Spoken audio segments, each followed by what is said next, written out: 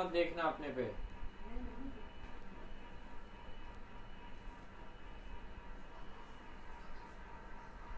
भाई अर्पण कुमार जी एक सेकंड, एवं एक सेकंड, अभी 1 मिनट रुक जाओ, लोग जुड़ जाएंगे और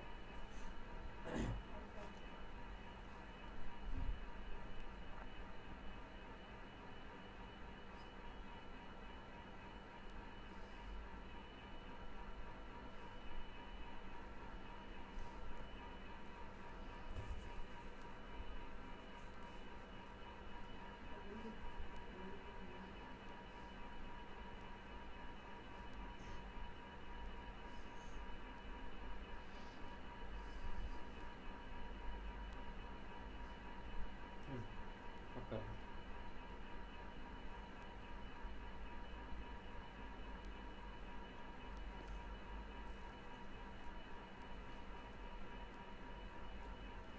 हो गया ना शुरू। हैं हाँ, आप करिए। भाई अर्पण कुमार जी एवं जनसुलभ पुस्तकालय से जुड़े मेरे समस्त समान व्यसनी समानशील मित्रों, यह एक बड़ा विरल संयोग मुझे लग रहा है। मैं जहाँ भी जाता हूँ पूछता हूँ, मेरा पहला सवाल ये होता है कि क्या यहाँ कोई जनसुलभ पुस्तकालय है। और जब नहीं में उत्तर मिलता है तो खासी खरी खोटी सुना के आता हूँ। तो ये बड़ी सुख की बात है मेरे लिए कि आपने मुझे बुलाया। जन सुलभ पुस्तकालय ने अपने उपन्यास आप कहीं नहीं रहते विभूति बाबू पर बातचीत करने के लिए। मित्रों, यह उपन्यास, इसके नायक विभूति बाबू की खोज है। यानी खोज किसकी खोज? आत्मबिंब की खोज। लेखक यदि अपनी ही करतूत के बारे में खुद मुखर होने की ज़रूरत महसूस करे या उसके पाठकों, आयोजकों, श्रोताओं में ऐसी अपेक्षा जगे, तो फिर उस करतूत को प्रस्तुत करने की सार्थकता क्या है? लेखक को भी अन्यान्य मनुष्यों की तरह जीवन को जीने और समझने के लिए मुखौटों की ज़रूरत होती है, अपने होने को पूरी तरह महसूस करने और उसका अर्थोन्मेष अनुभव कर पाने के लिए। कविता, कहानी, उपन्यास, नाटक, सभी विधाएं उसकी इसी आत्मान्वेषण की ज़रूरत को, उसकी पुकार के प्रत्युत्तर की तरह पेश होती है। तो यह आत्मकथा है भी और नहीं भी। वह आत्मकथा लिखने की संभावना या असंभावना का उपन्यास है, या शायद आत्मकथा का नाटक इसे आप कह सकें। विभूति बाबू खुद नहीं बता सकते इस स्टेज पर कि यह क्या है या क्या होने जा रहा है। अपनी इस ज़रूरत को या मजबूरी को वे क्या नाम दें? जाहिर है कि इसमें ऊहापोह होगा, एकालाप होगा, संलाप भी होगा। संलाप किससे? यहाँ विभूति के अलावा और है कौन? विभूति ही तो नायक, खलनायक, प्रतिनायक, विदूषक, सूत्रधार सब कुछ हैं इस नाटक के, जो कि वे खुद ही लिख रहे हैं। तो जाहिर है कि विभूति बाबू अनेक हैं, एक भी हैं और अनेक भी हैं। यह जो खाता उन्होंने खोला है, अपनी अनेकता से ही त्रस्त होकर के खोला होगा। कोई निश्चित सुपरिभाषित एक होने के लिए। अभी हाल ही में हाइडेलबर्ग यूनिवर्सिटी जर्मनी से एक शोध प्रबंध आया है जिसका नाम है Hesse, Hermann Hesse and Ramesh Chandra Shah, two interesting perspectives. यानी हरमन हेस्से और रमेश चंद्र शाह के दो उपन्यासों के बीच की विषय वस्तु को लेकर के दो बड़े रोचक परिप्रेक्ष्यों का तुलनात्मक अध्ययन। मेरे लिए यह सुखद आश्चर्य था, क्योंकि जब मैंने यह उपन्यास लिखा था तब तक मैंने स्टेपन वुल्फ नाम का वह उपन्यास, जिसकी इस रिसर्च स्कॉलर के महानिबंध में सर्वाधिक चर्चा है, वह मैंने पढ़ा ही नहीं था। हाँ, सिद्धार्थ पढ़ा था, एक और पढ़ा था, और मुझे लगा था ये तो अपनी सचमुच खास बिरादरी का, मेरी खास बिरादरी के लेखक हैं, तो बड़ी आत्मीयता महसूस हुई थी उनके साथ। यहीं पर मुझे संयोगवश राग दरबारी के विख्यात लेखक श्रीलाल शुक्ल की याद आ रही है, जिन्होंने इस उपन्यास की पहली पहली समीक्षा उन्हीं ने लिखी थी। श्रीलाल जी उस समीक्षा में कहते हैं, मैं उनके शब्द पेश कर रहा हूँ, रमेश चंद्र शाह के लिए आत्मकथा लेखन एक नैतिक, दार्शनिक और साहित्यिक समस्या है। ज़बरदस्त ऊहापोह है। उसके औचित्य, अनौचित्य, संभावना, असंभावना का विमर्श है। इस प्रक्रिया में हमें आत्मकथा की जगह कुछ स्मृतियाँ, अतीत की कुछ झलकें, वर्तमान की कुछ घटना रहित घटनाएं, जैसे विभूति बाबू के बेटे द्वारा 6 कमरों के मकान का बेहद रोचक और प्रयोगशील निर्माण इत्यादि, और भविष्य के भी कुछ संकेत मिलते हैं। आत्मकथा यानी व्यवस्थित ढंग से प्रबंधित आत्मकथा तो नहीं है इसमें। इसकी जगह उससे कहीं ज़्यादा संपन्न उधेड़बुन और चिंतन मिलता है, जो कि विविध कोटि के साहित्यिक, दार्शनिक मानों से टकराता है। एक और कुछ ऐसा सवाल है, ये सवाल खुद विभूति बाबू का है, उपन्यास में है ये वाक्य। पता तो चले, विभूति बाबू कह रहे, पता तो चले आखिरकार कि मैं हूँ कौन। पता तो चले आखिरकार कि मैं हूँ कौन। इतना अनेक, इतना टुकड़ा टुकड़ा तो कोई हो नहीं सकता, खासकर वह जो अपने को इतने जोर से और इतना लगातार मैं कहता आया है। आखिर मेरी कोई तो सीधी और साफ पक्की पूरी पहचान होगी, कोई तो सिलसिला होगा। इन पल पल बदलती शक्लों के बीच में समय आ गया है, मुझे लगता है सचमुच समय आ गया है कि मैं अपनी आत्मकथा लिख ही डालूं। किसी और के लिए नहीं, खुद अपने लिए, खुद अपने को भरोसा दिलाने के लिए कि मैं हूँ, सचमुच हूँ और एक हूँ, अनेक नहीं।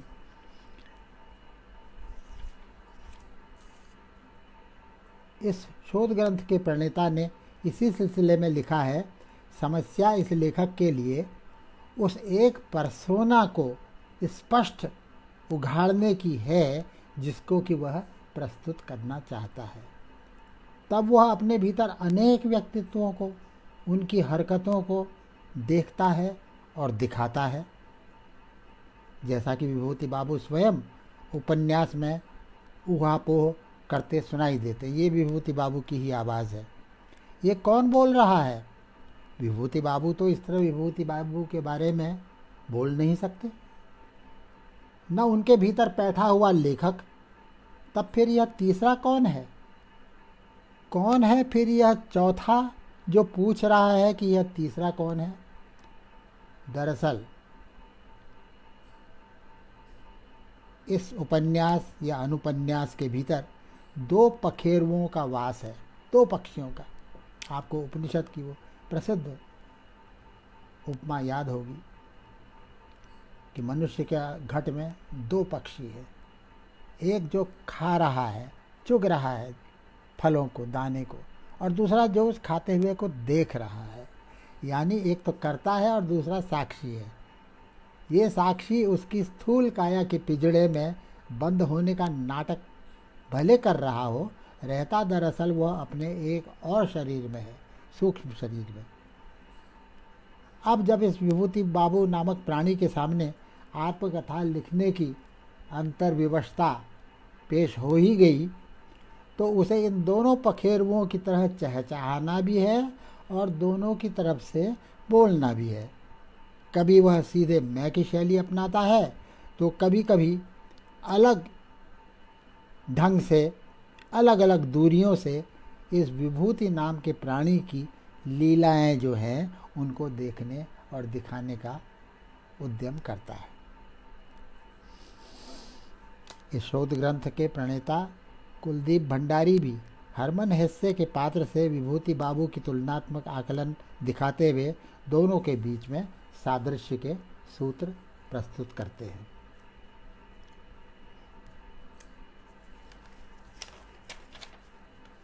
तो यह आत्मकथा है भी और नहीं भी। यह आत्मकथा लिखने की संभावना या असंभावना का उपन्यास है। शायद आत्मकथा का नाटक इसे कह सके। विभूति खुद नहीं बता सकते इस स्टेज पर कि ये क्या है या क्या होने जा रहा है।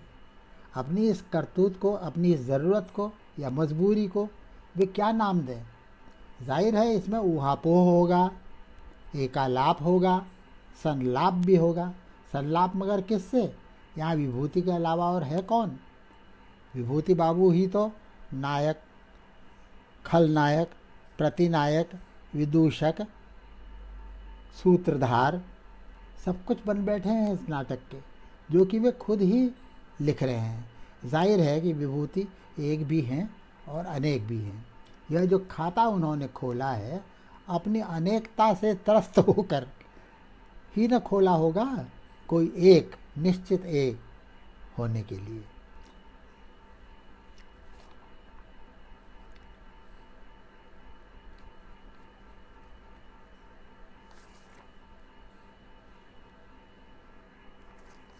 तो दरअसल इस नायक के भीतर दो पखेरुओं का वास है। एक तो वह जो भोगता भुगत रहा है जीवन स्थितियों को, जीवन लीला को, और दूसरा वह जो दर्शक बना रहता है, साक्षी।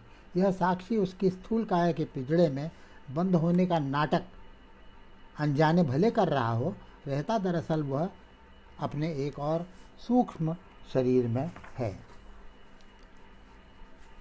अब जब उस विभूति नामक प्राणी के सामने आत्मकथा लिखने की मजबूरी आ ही गई है, तो उसे इन दोनों पखेरुओं की तरह चाहना भी है और दोनों को की ओर से ठीक से बोलना भी है।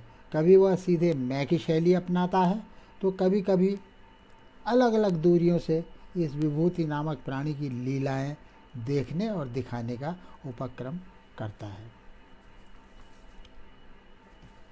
मित्रों, मैं समझता हूँ इतनी भूमिका पर्याप्त है वक्तव्य के लिए। मैं अब इस उपन्यास के प्रारंभिक अंश का पाठ आपके सामने प्रस्तुत कर रहा हूँ।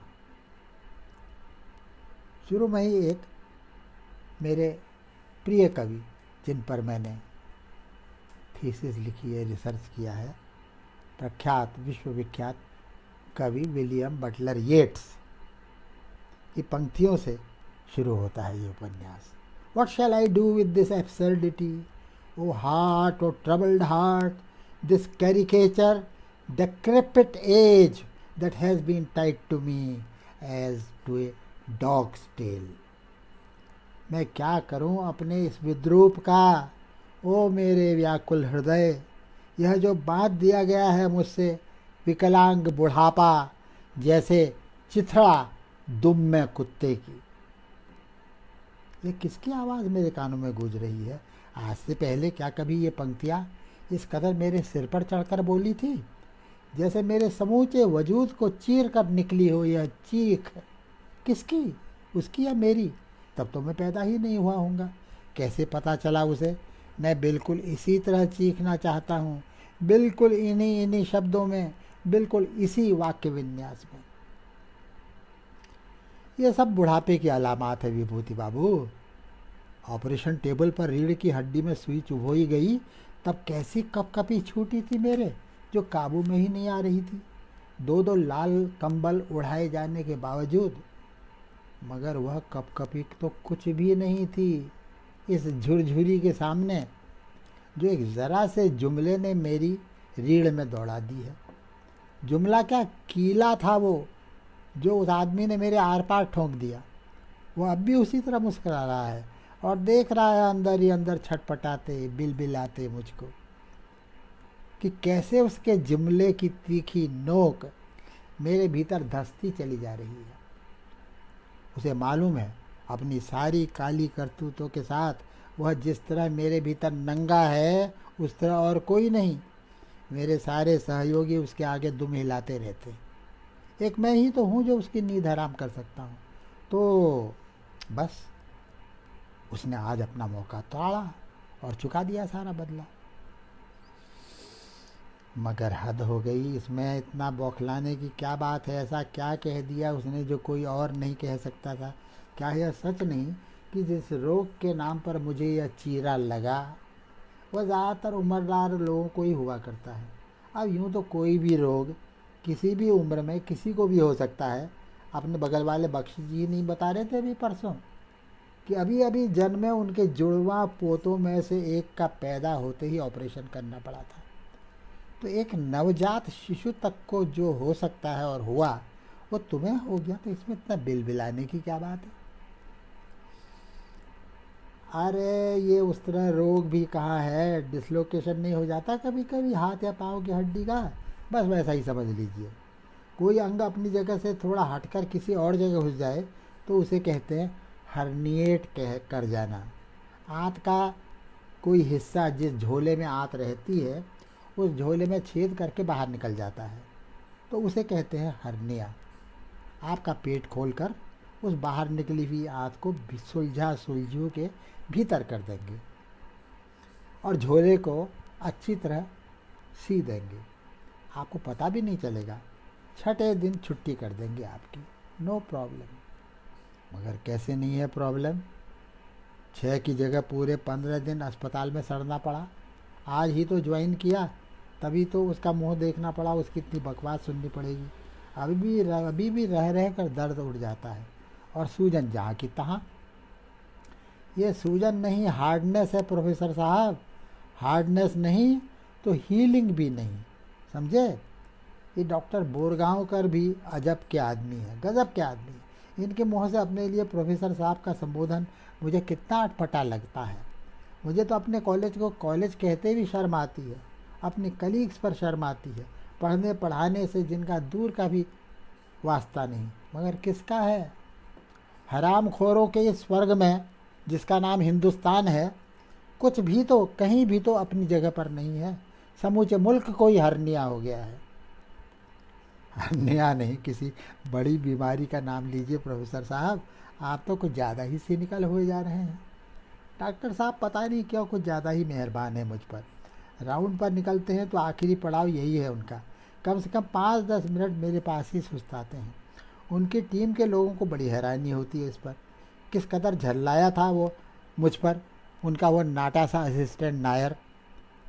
उनके जाने के बाद जब मैंने टाँकों में दर्द की शिकायत की थी और उसे खुद अपने हाथ से काटने पड़े थे 2 टाँके अपने प्रोफेसर बोरगांवकर के आदेश पर, शर्म नहीं आती? वह बड़बड़ा रहा था, इतने सयाने बनते हो प्रोफेसर और बच्चों की तरह करते हो, ज़रा सा दर्द भी बर्दाश्त नहीं होता। अरे नहीं होता तो नहीं होता, तू है कौन मेरे सयाने पर तरस खाने वाला? पर क्या डॉक्टर बोरगांवकर ठीक कहते हैं? मैं सिनिकल हुआ जा रहा हूँ सचमुच? कहते थे अब जैसे आप अपनी खुद की तकलीफ़ को कुछ ज़्यादा ही बढ़ा चढ़ा कर देख रहे हैं, उसी तरह देश के बारे में भी कुछ ज़्यादा ही सेंसिटिव हो रहे हैं। आप भूल जाते हैं कि 1000 साल की गुलामी जैसी आपने झेली है वैसे दुनिया के नक्शे पर किसी और देश ने नहीं झेली है। इस कदर सुस्ती और इस कदर तेज़ी दोनों एक साथ कहीं और देखी आपने? It's so natural. After all we are the oldest civilization on this planet and we are right in the center of all this whirlpool. हमें इस तेज रफ्तार से भागती दुनिया के साथ भी दौड़ना है और साथ में साबुत सनातन हिंदुस्तानी भी बने रहना है। कोई मामूली चुनौती है ये? डॉक्टर बोरगांव के इस शहर के ही क्यों, समूचे मध्य प्रदेश के सबसे कुशल सबसे विख्यात शल्य चिकित्सक माने जाते हैं। पता नहीं कहाँ से वक्त निकाल लेते होंगे वे अपने काम के अलावा भी इतनी सारी चीज़ों में दिलचस्पी लेने को। ऐसा नामी गिरामी सर्जन मेरे पिद्दी से ऑपरेशन में इतनी दिलचस्पी दिखाए, ये क्या हैरत की बात नहीं? जिसके हाथ में इतना जस है उसके बारे में यह सोचना भी गुनाह है कि कहीं कोई गड़बड़ी हो सकती है उसके हाथ से, मगर मैं क्या करूं? मेरा मन इस कदर कमज़ोर और चिड़चिड़ा हो चला है आजकल कि खुद से ही डरने लगा हूँ। सवाल इस रोग का नहीं है, जितना रोग शोक अपने लड़कपन और जवानी के दिनों में भुगत चुका हूँ, उसके सामने ये रोग क्या है? कुछ भी तो नहीं। अजीब बेशरम काठी है मेरी, जो हर रोग के लक्षणों को पहले तो चुपचाप भीतर दाखिल हो जाने देती है और फिर एक दिन उन्हें ऐसे खदेड़ देती है कि याद ही नहीं रहता ऐसा रोग मैंने कभी भुगता था।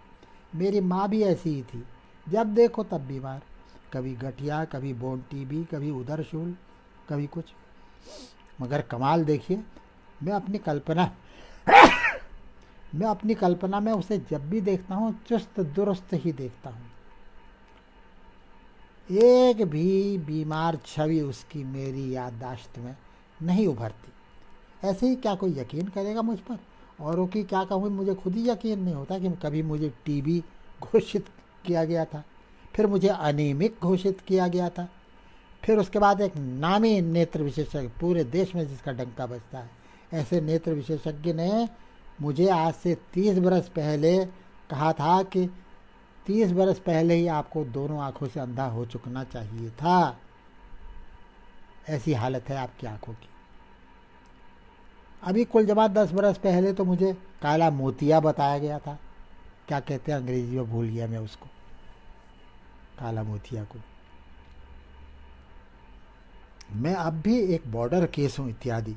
अचानक क्यों मुझे अपनी जीवनी के ये सारे तथ्य घेरने लगे हैं, मानो इन्हीं में कुछ सार की बात हो, मुझ में नहीं। जबकि ऐसी वाहियात बातें मुझे सपने में भी तंग नहीं करती थी। जैसे मैं तो हमेशा इन सब से अलग और ऊपर ही रहा आया, जैसे यह मेरा नहीं किसी और का जीवन था जो खाम खा मुझ पर लद गया और मैं कभी भी इसे झटक के अलग फेंक सकता हूँ और सब कुछ शुरू से शुरू कर सकता हूँ। यही न लगता रहा है मुझे मन ही मन आज तक, यह भी कि मेरे पास समय ही समय है नई ज़िंदगी शुरू करने का, मानो मैं अजर अमर हूँ। अब यह खाम ख्याली नहीं है तो क्या है? आखिर किसने जिया ये जीवन अगर मैंने ही नहीं तो? और ये कह कौन रहा है? कौन है यह मैं, जिसे अपना सारा जिया करा भी अपना जिया करा जैसा लगता ही नहीं? मैं अगर इतना ही अलग और ऊपर हूँ तो फिर क्यों इतना कलप रहा हूँ? क्यों अपने साथ एक घड़ी चैन से नहीं बिता पाता मैं? क्यों मैं इधर कुछ दिनों से रात में सोने जाते हुए भी डरने लगा हूँ और सुबह जागते हुए भी? क्यों, आखिर क्यों? आजकल रोज़ बिला नागा मेरी मुठभेड़ अपने ही एक और बदसूरत चेहरे से होती है, जैसे आज तक कभी अपनी शक्ल ही न देखी हो आईने में। तो क्या यही हूँ मैं कुल मिलाकर, अपना ही व्यंग विद्रोह? फिर यह कौन है जिसमें अब भी उम्मीद बाकी है, और उसी नामुराद से जिसने कि उसका जीना हराम कर रखा है? कॉलेज से लौटकर मन और ख़राब हो गया। एक ज़रा सा जुमला मेरे भीतर ऐसा तहलका मचा देगा, मैं सोच भी नहीं सकता था। आखिर ऐसा क्या कह दिया उसने? एक सीधी सी सच्ची सी बात ही ना,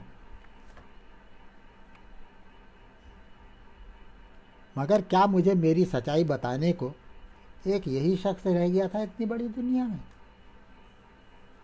जो खुद सिर से पांव तक झूठ में लिथड़ा हुआ है? और किसी को भला क्यों नहीं सूझी यह बात मुझे बताने की? क्या ही मौका छांटा उसने यह महान रहस्य मेरे मुंह पर ही उघाड़ने को? यही आदमी की ज़िंदगी का वह नाजुक दौर है विभूति बाबू, जब ब्लड प्रेशर, एंजाइना, पथरी, प्रोस्टेट, गठिया और कैंसर और भी जाने कौन कौन सी बीमारियां उसके ऊपर धावा बोल दी थी। आप तो अपनी खुशकिस्मती समझिए कि सस्ते में छूट गए, और भी जाने क्या क्या कह रहा था वो मुझे ढारस बधाने को। बड़ा शुभचिंतक जो है मेरा, मन ही मन लड्डू फूट रहे होंगे उसके मेरी दुर्दशा देख के कि चलो कहीं तो फंसा ये भी, बड़ा बनता था।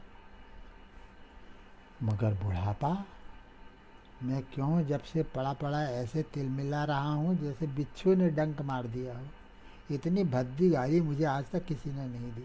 अभी तो मेरे रिटायरमेंट को भी 5-6 साल बाकी हैं। अभी तो मैंने कायदे से जीना शुरू तक नहीं किया, और ये कमबख्त कहता तुम्हारा बुढ़ापा आ गया। अरे एक तो तू होता कौन है मुझे मेरे बुढ़ापे की याद दिलाने वाला, जब मुझी को उसका पता नहीं? और चलो मान लो बुढ़ापा आ ही गया तो क्या हो गया। इस महाकवि को तो देखो, कोई सोच सकता है विलियम बटलर यीट्स के बारे में? बुढ़ापे को लेकर इस कदर दिल दहला देने वाला चीत्कार आज तक किसी और की कविता में सुनाई पड़ा है? फिर भी उसकी वृद्धावस्था कितनी सुंदर, कितनी तेजस्वी थी। शायद आप में से कुछ लोगों ने पढ़ा भी हो उसके बारे में। सारे उसके दोस्त अहबाब इसकी साक्षी देते हैं कि कमबख्त युवावस्था में भी इतना ही सुंदर और आकर्षक नहीं लगता था जितना कि वृद्धावस्था में। और यह साखी केवल पुरुष मित्रों की नहीं है, स्त्रियों का भी यही कहना है। बात दरअसल ये है कि कुछ लोग कम जीकर बहुत ज़्यादा जी लेते हैं और कई लोग यानी ज़्यादातर लोग बहुत ज़्यादा जीकर भी बहुत कम जी पाते हैं। और ऐसे ही लोग जिन्होंने जीवन को वरदान की तरह कभी जाना ही नहीं, ऐसे ही जीवन की सतह से चिपटे हुए जीवन मृत लोग बुढ़ापे से डरते हैं। क्या मैं खुद भी बुढ़ापे से डरने और उसके लक्षणों को छिपाने की दयनीय कोशिश में लिथड़े हुए लोगों का मजाक ही नहीं उड़ाता रहा हूँ जिंदगी भर? लेकिन अब मैं उन दूसरों के सामने नहीं, खुद अपने सामने खड़ा हूँ। एक सिर से पांव तक झूठ और मक्कारी में सने हुए आदमी ने मुझे मेरे कमज़ोर लम्हों में पकड़ करके इस आदमकद आईने के सामने धकेल दिया है। आज तक मैं अपने को दूसरों से अलग और ऊपर ही समझता रहा, और अब क्या मैं उसके पहले ही दांव में चित्त नहीं हो गया? अब जब मुझे अपनी शक्ल दिखने ही लगी है आईने में, तो कुछ दिन लगातार आईने के सामने ही क्यों न बिताऊं। खुद को भरोसा तो दिलाऊं कि ये सारी शक्लें मेरी ही है, किसी और की नहीं।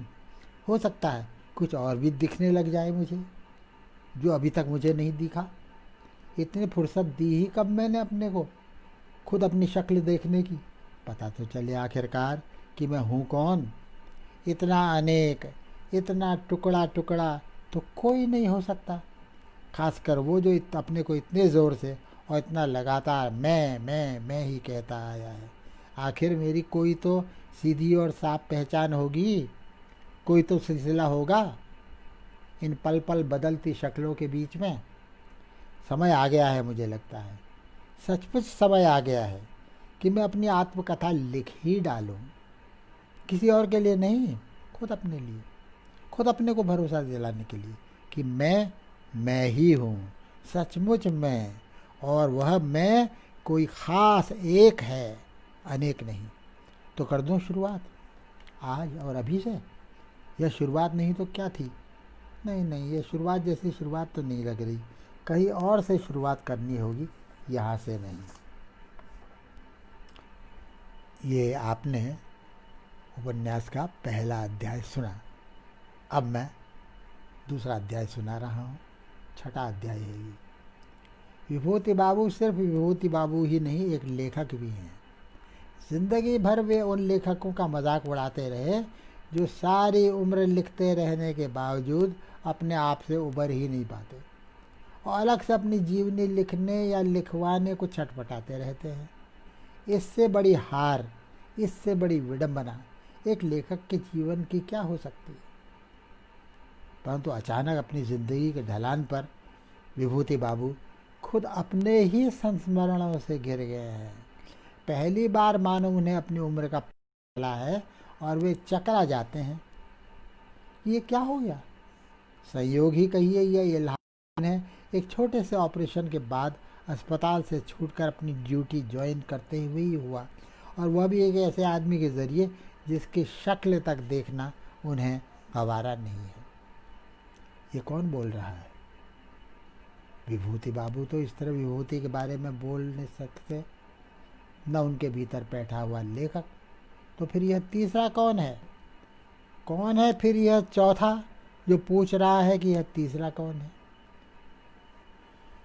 लेखक, बल्कि लेखक ही क्यों, कोई भी मनुष्य समय में होकर भी हर समय समय में नहीं रहता, नहीं रह सकता।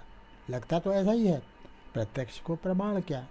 इस मनुष्य नामक प्राणी को समय के बीतने का और समय के साथ खुद अपने बीतने, रीतते जाने का भी एहसास आसानी से नहीं होता। होता भी है तो वह उसे टालने, झुठलाने, नकारने को ही लाचार है। ये भी नहीं कि काल के साथ उसकी कोई होड़ हो, या जीवन की भंगुरता का उसे ज्ञान ही न हो, या कि वह जानते बूझते एक भ्रांति से चिपटा हुआ हो। दरअसल उसके भीतर दो पखेरुओं का वास है। एक तो वह जो भोगता भुगतता रहा है, वो जो दर्शक यानी साक्षी बना रहता है।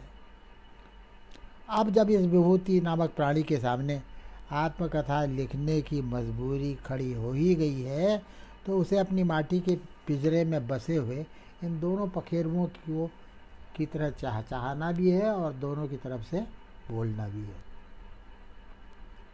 दर्शक की तरफ से और उसकी तरफ से भी, जो किसी का पुत्र, किसी का पति, किसी का प्रेमी, किसी का गुरु, किसी का शिष्य, किसी का नौकर, किसी का पिता इत्यादि भी है, और जो अपने लिए किसी तरह की लेखकीय रियायत भी नहीं मांग सकता।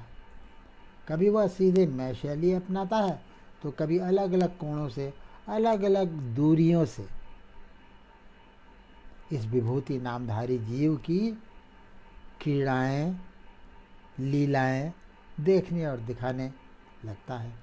पुनर्जन्म में विश्वास करने की ज़रूरत ही क्या है? इससे बड़ा प्रमाण पुनर्जन्म का और क्या होगा कि विभूति बाबू इसी एक जन्म में जाने कितनी बार जन्म ले चुके। दिलचस्प लगता है और डरावना भी यह देखना कि वे क्या क्या थे, क्या क्या हो चुके और क्या क्या अभी उन्हें होना है। इन सारे पट परिवर्तनों के बावजूद विभूति बाबू को लगता है कहीं कोई धागा है तो सही, उन्हें जोड़े हुए उस सब से जो उन्होंने ज़िंदगी के साथ या ज़िंदगी ने जो उनके साथ किया। जाहिर है कि ऐसे में विभूति बाबू जब लिखना शुरू करते हैं तो कभी अतीत उन्हें खींचता है, कभी वर्तमान, कभी ईमा तो कभी कुफ्र। भविष्य की डोर भी कभी झटका दे दे तो वे उस तरफ भी खींचेंगे, चाहे अनचाहे। सिलसिला कुछ है नहीं या उनसे बनता नहीं, सकता नहीं। अब जीवनी में एक सिलसिला तो ज़रूरी है ना। तब विभूति बाबू को लगता है वे सिर्फ देखना सुनना चाहते हैं, और जो उन्हें दिखाई सुनाई दे रहा है वह नाटक है, जीवन नहीं, जीवनी नहीं। आत्मकथा उस तरह कैसे हुई है? आत्मकथा का नाटक अगर ये हो तो हो। अब ऐसी उल जलूलियत को जीवनी या आत्मकथा करके धकाया जा सकता है क्या? शायद नहीं, शायद क्या, निश्चय ही नहीं। मजबूरी है, पर उस मजबूरी से झगड़ते भी रहना है, लिख लिख के फेंकते भी जाना है, और उस लिखे की व्यर्थता को भी समझते जाना है। जिया हुआ, देखा हुआ जिस तरह कहानी, उपन्यास या कविता में ढलता है, और विभूति बाबू यानी लेखक विभूति कुमार के मामले में भी ढलता ही होगा। वो तो उन्हें नाकाफ़ी लगा था ना। क्यों लगा पता नहीं, मगर वे आत्मकथा लिखने की ठान बैठे हैं। ये क्या ये नहीं जताता कि उनका यह कर्तव्य उपन्यास या कविता लिखने जैसा नहीं है? वह तो वे कर चुके और करते ही रहेंगे आगे भी। ये जो काम वो कर रहे हैं एक अलग किस्म की हरकत है। क्या यह कन्फेशन जैसी कोई चीज़ है?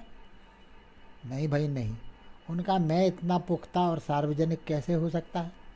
होता तो लेखक क्यों बनता, संत बनता, सुधारक बनता, कुछ भी बनता। मौसम कौन कुटिल खल कामी कहने वाले लेखक नहीं बना करते। बनते भी हैं तो उस कोटि के जिसकी छाया तक विभूति बाबू नहीं छू सकते। यूँ भी कोई आदमी लेखक क्यों बनता है, कैसे बनता है, ये अपने आप में एक समस्या है। कोई न कोई अधूरापन होता होगा, कोई न कोई असमर्थता, कोई न कोई अनमेल या अनबन अपने साथ या जीवन जगत के साथ, जो कि आदमी को वास्तविकता के धरातल से निकाल के कल्पना के धरातल पर ठेल देती है। जीवन जैसा है उसे उसकी शर्तों पर स्वीकार करने से रोक देती है। तो क्या किया जाए? गवाही तो देनी है, खुद अपने ही कटघरे में, अपने को ही हाजिर नाजिर जानकर, खुद अपने ही सामने, भले चाहे जितना अटपटा लगे, कुछ तो होगा, कुछ तो तिलिस्म टूटेगा।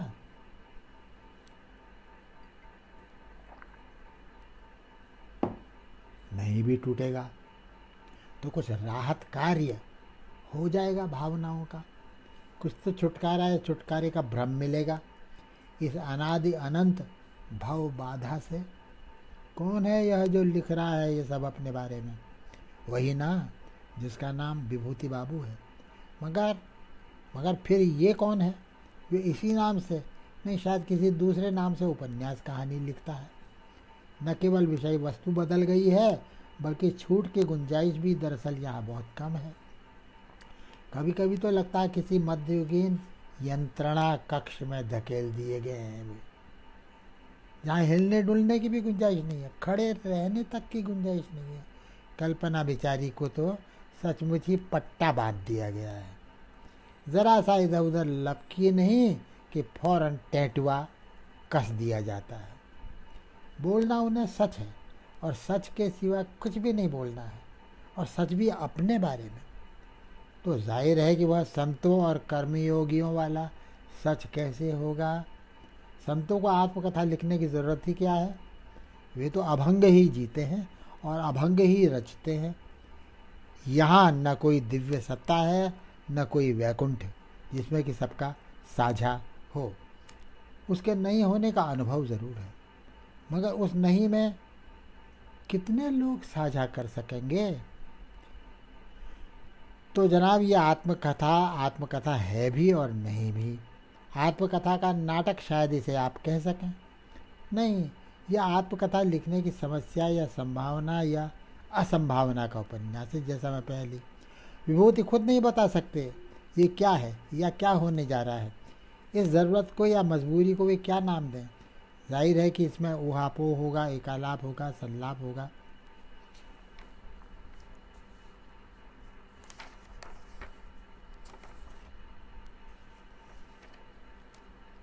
अब ये एक नया अध्याय है जिसमें विभूति बाबू अपनी डायरी में एक लिस्ट बना रहे हैं कि क्या क्या पढ़ा उन्होंने। तो इस लिस्ट में कैथरीन मैन्सफील्ड की कहानी है, स्टेफान ज़्वाइग की कलाकृतियाँ हैं, चेखोव की दुल्हन नाम की कहानी है, गोरकी की एक आदमी का जन्म है, सार्त्र का हत्यारा है, मंटो का खोल दो है, D.H. लॉरेंस का एक लड़की, इसी तरह से अर्नेस्ट हेमिंगवे का, और अंत में पत्नी नामक प्रसिद्ध कथा जैनेन्द्र कुमार की, और पूस की रात प्रेमचंद की। मज़े की बात देखिए कि इतना सब पढ़ने गुनने के बाद विभूति बाबू अपनी बेशकीमती राय जड़ने के लिए इन सारी कहानियों में से सिर्फ एक कहानी चुनते हैं। वो क्या? सुनिए क्या लिख रहे हैं वो डायरी में इस कहानी के बारे में, खुद ही समझ जाएंगे आप। आम तौर बड़ी प्रसिद्ध कहानी है। आम तौर पर जो खूबियाँ प्रेमचंद की बाकी सारी कहानियों में पाई जाती हैं वे सभी इस कहानी में भी मौजूद है, मगर कुछ बात है इस कहानी में जो इसे सबसे ऊपर उठा ले जाती है, ट्रांसेंड कर जाती है खुद कहानी और उसके पात्रों को भी। प्रकृति यहाँ स्वयं चरित्र है जो मनुष्यता सृष्टि का प्रतिनिधित्व कर रहा है। जबरा कुत्ता, वह तो मुख्य पात्र का ही बराबरी का प्राणी है, समकक्ष है। मनुष्य और मनुष्यतर का ये डायलॉग इस कहानी को एक अलग ही आयाम में उछाल देता है। जबरा शायद समझ रहा था कि स्वर्ग यही है, और हल्को की पवित्र आत्मा में तो उस कुत्ते के प्रति घृणा की गंध तक नहीं थी। इस अनोखी मित्रता ने जैसे उसकी आत्मा के सारे द्वार खोल दिए थे और उसका एक एक अणु प्रकाश से चमक रहा था। पूस की वह रात मानो प्रागैतिहासिक रात है जब अग्नि का आविष्कार भी नहीं हुआ था, और हल्कू इस कहानी का चरित्र, मुख्य पात्र, हल्कू मानो उस आदिम आग का, उस आदिम राग का भी पहला आविष्कारक है। थोड़ी देर में अलाव जल उठा, उसकी लौ ऊपर वाले वृक्ष की पत्तियों को छू छू कर भागने लगी। उस अस्थिर प्रकाश में बगीचे के वृक्ष ऐसे मालूम होते थे मानो उस अथाह अंधकार को अपने सिरों पर संभाले हुए हों। अंधकार के उस आनंद सागर में वह प्रकाश एक नौका के समान हिलता मचलता हुआ जान पड़ता था। हल्कू अलाव के सामने बैठा आग ताप रहा था, मानो ठंड को ललकार रहा हो, आ तेरे जी में जो आए सो कर। ठंड की असीम शक्ति पर विजय पाकर हल्कू विजय गर्व को हृदय में छिपा नहीं सकता था। फिर उसका वह आदि उल्लास से प्रेरित आवाहन अपने सखा को, आओ बेटा इस अलाव को कूद कर पार करें। कैसा अद्भुत सख्य, कैसा अद्भुत मैत्री है मानव और पशु के बीच की। इस विशेष आत्मीयता ने जबरा में एक नई स्फूर्ति पैदा कर दी है। तभी तो कर्तव्य उसके भीतर अरमान की भांति उछल रहा था। पूस की इस रात में मनुष्य और मनुष्येतर प्रकृति, जीवन और मृत्यु, उत्सव और विषाद, सुंदर और विभत्स, सब एक ही विराट सौंदर्यानुभूति के अंग बन गए हैं।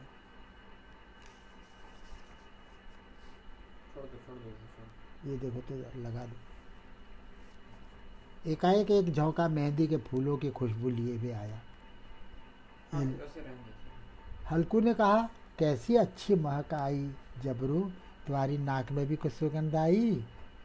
जबरा को कहीं जमीन पर एक हड्डी पड़ी मिल गई थी, वो उसे चिचोड़ रहा था।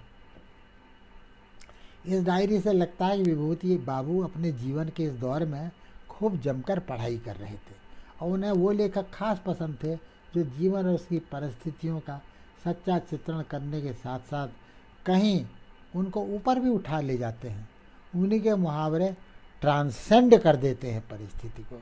उक्त डायरी के अगले दिन की यानी 11 फरवरी 72 की डायरी जो प्रेमचंद की कहानी से सीधे जयशंकर प्रसाद की कविता में छलांग लगा देती है।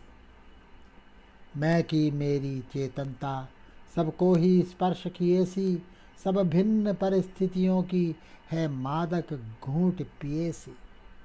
लेखक हो तो ऐसा, स्वर्ग और नरक दोनों से उभरा हुआ। दार्शनिक होने का हक ऐसे ही कवि को है, वरना दार्शनिकता तो ले डूबती है अपने यहाँ के कवियों को। जब वे कवि नहीं रह पाते, अनुभव करने का सामर्थ्य ही गंवा देते हैं, तब दार्शनिक बन जाते हैं। कुछ इसी तरह के पढ़ाकू प्रसंग आगे भी चलते रहते हैं इस डायरी में। महाभारत, ब्रदर्स कर्माजोव दोस्तोयेवस्की का, इलियड होमर का महाकाव्य। मज़े की बात यह है कि विभूति बाबू पढ़ते चले जाते हैं अनाप शनाप और फिर पछताते भी रहते हैं कि ये तो लिखने की चुनौती से ही कतराता रहता हूँ मैं। एक जगह अपने पढ़ाकूपन को जस्टिफाई करने की कोशिश भी करते हैं कि पढ़ने का सुख एक से अनेक होने का सुख है, जबकि लिखने के लिए पहले अपने को चारों तरफ से समेट के एक बनाना पड़ता है। लगता है शायद उसी जहमत से बचने के लिए ये पढ़ते रहते हैं, अपने को चितराते रहते हैं दूसरों की रची दुनिया में। फिर इनको लगता है कि पढ़ने के लिए तो एकांत ज़रूरी नहीं है, कैसी भी भीड़ हो, कितना भी शोरगुल हो, वे किताब में डूब करके अपने को सारी दुनिया से काट सकते हैं। मगर लिखना भाई, उसके लिए तो एकांत चाहिए, भरपूर एकांत। अगली डायरी है, मेरे घर में एकांत प्राइवेसी कहीं नहीं है, मुझे घर भी चाहिए प्राइवेसी भी चाहिए। ये कैसे संभव है? एक निम्न वर्गीय हिंदुस्तानी घर में प्राइवेसी की मांग करना क्या हास्यास्पद नहीं है? मेरा घर मेरा अस्तित्व है, मैं उससे अलग नहीं हो सकता। मेरा यह घर जिसकी लाचारियाँ, व्याधियाँ, गड़बड़ियाँ सब लाइलाज हैं, जहाँ घुटन ही घुटन है, बेबसी ही बेबसी है और है एक कभी न मिटने वाली दरिद्रता। तब फिर मैं यहाँ लौट लौट कर क्यों आता हूँ? इस डायरी पर रखी हुई तारीख को देख के लगता है कि ये डायरी काफ़ी पहले की है, उनके बचपन के दिनों से के कुछ ही बाद। मेरा यह घर जाने कितने बचपनों की कब्र है जहाँ कि मैं अपना बचपन ढूंढने आता हूँ। फिर अगली डायरी है, इसमें लिखा हुआ ऊपर, अल्मोड़ा 13 मई 1972। सुबह सुबह घूम कर लौटा तो घर में घुसते ही उसे खाट पर लेटे देखा। मैं घबरा गया, कल तो बिल्कुल ठीक थी, आज अभी इसे क्या हो गया? क्या मैंने उसे कभी इतने पास से नहीं देखा था अपनी माँ को?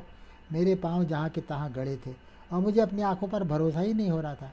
क्या ये हमेशा से ऐसी ही है, इतनी ही दुबली? एक बच्चे सी पड़ी थी वो वहाँ, निपट निरीह, जैसे यह निपट निरीहता ही उसकी शक्ति हो, उसका कवच हो, उसका व्यक्तित्व और उसका अस्तित्व। और मेरा सारा अतीत चलचित्र की तरह मेरी आंखों के आगे गुजरने लगा। मैं देख रहा हूँ उसका भी सारा अतीत, जिसके बारे में मैंने कई लोगों से, अपनी नानी से, मौसी से और दूसरे भी कई लोगों से सुना है। मैं उसके बचपन की कल्पना करता हूँ, अपनी माँ का बचपन, जिसे गेहूं की रोटी भी शायद ही कभी नसीब हुई हो। मौसी कहती है प्राइमरी के इम्तहान में मेरी माँ अव्वल आई थी। मैं देख रहा हूँ स्कूल से उछलती कूदती मेरी माँ अपनी माँ को वह इनाम दिखाती है, आंखें टपटपाती नई गुड़िया, और फिर बासी मडुए की रोटी और मादिरे का भात खा करके अपनी माँ के साथ अपने पिता के ननिहाल वालों के यहाँ उनके कामकाज में हिस्सा बटाने चली जाती। कोई फ़र्क नहीं पड़ा है, वह दिन भी बिल्कुल और दिनों जैसी है। मुझे याद है एक दिन मैंने उससे पूछा था, माँ इस तरह तेरा ज़बरदस्ती स्कूल छुड़ा देने पर तुझे बुरा नहीं लगा? तू रोई चिल्लाई नहीं? तूने विद्रोह क्यों नहीं किया इस अन्याय के खिलाफ? वो हंसने लगी जैसे मैंने कोई हंसाने की बात कही है। नहीं, वह विद्रोह का अर्थ नहीं जानती। उसने कभी कोई विद्रोह नहीं किया, न अपने माँ बाप के घर न पति के घर। शायद दोनों ही जगह विद्रोह का कोई अर्थ नहीं था। मैं अपनी कल्पना में उस अनकीय विद्रोह को उजागर करता हूँ। मैं अपनी माँ को ट्रेजिक गरिमा से संपन्न करना चाहता हूँ, विश्वास करना चाहता हूँ कि वह एक विरल और विशिष्ट चरित्र है, मगर मुझे वह कहीं से भी विशिष्ट नहीं जानी पड़ती, और मेरी समझ में नहीं आता कैसे उसे दूसरी हज़ारों लाखों माँओं से अलग करूँ, उसके प्रति अपनी भावनाओं का क्या करूँ। शायद दुनिया में एक हमारा मुल्क ही ऐसा मुल्क है जहाँ कुछ भी आश्चर्य नहीं उपजाता, क्योंकि सब कुछ आश्चर्यजनक। हम केवल बाहर के लोगों को अपने देश में काम करते देखकर चकित होते हैं। वही हमारे लिए सेवा है, वही हमारे लिए त्याग है, वही हमारे लिए निष्ठा है, करुणा है। उनका स्वार्थ भी हमारे लिए परमार्थ है, अपना परमार्थ भी मेरा स्वार्थ। ये हालत है हमारी अपने ही बारे में सोच की। और सहसा एक सत्य बिजली की कौंध की तरह मेरे भीतर कौंध गया। यही है मेरी सारी अनुभूतियों की अनुभूति और सारे विचारों का विचार।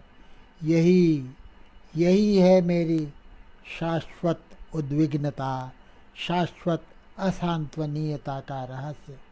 यह रहा एक ध्रुव मेरी जीवनानुभूति का, और दूसरा मेरे पिता की निरंतर और लाइलाज असफलता। अगली डायरी 20 मई 1972 की।